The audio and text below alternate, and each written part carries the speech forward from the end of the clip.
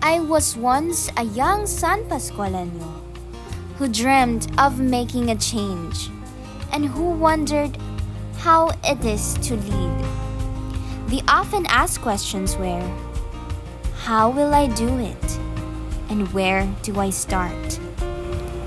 On my honor, I will do my best to do my duty to God and my country, the Republic of the Philippines, and to obey the Scout Law, to help other people at all times, to keep myself physically strong, mentally awake, and morally straight. As the world shifts to a more sustainable future, it is time for Barangay Poblacion San Pascual. Imagine transforming the vibrant Barangay Poblacion into a greener community. It is not about replacing the old, but rather enhancing it with the new. The process begins with a vision of Barangay Poblacion that stands as a testament to the barangay's commitment to sustainability. Barangay Poblacion that respects its past but looking forward to a greener future.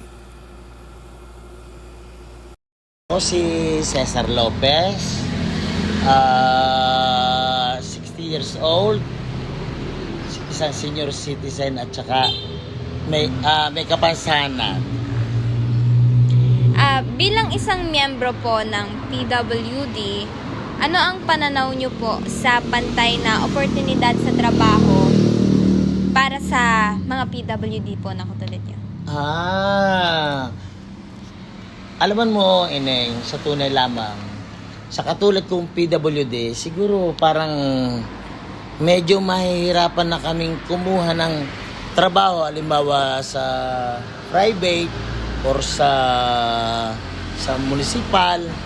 Di ang nangyayari, Ineng, kung medyo kami merong halimbawa parang business na parang pansarili, baka lang siguro magkakaroon kami ng oportunidad para sa gayan. Dahil ang hirap kasi, lalo na yung sa tulad namin, agad at titingnan sa amin, may kapansanan kami. Opo.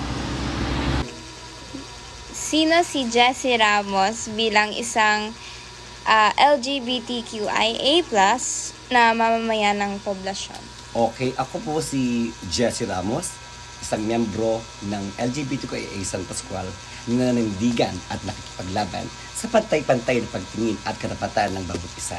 Lalo tigit sa lahat, dapat nating iisipin na ang mga tao ay hindi dapat nasusukat sa kanilang kasarian, kakayahan at kaalaman. Yun lang po. At kabilang ako. Kabilang ako. Kabilang ako. Kabilang ako. Kabilang ako. Kabilang ako. Kabilang ako. Kabilang ako. Kabilang ako. Kabilang ako. Kabilang ako. Kabilang ako sa mas malinis at inklusibong poblasyon.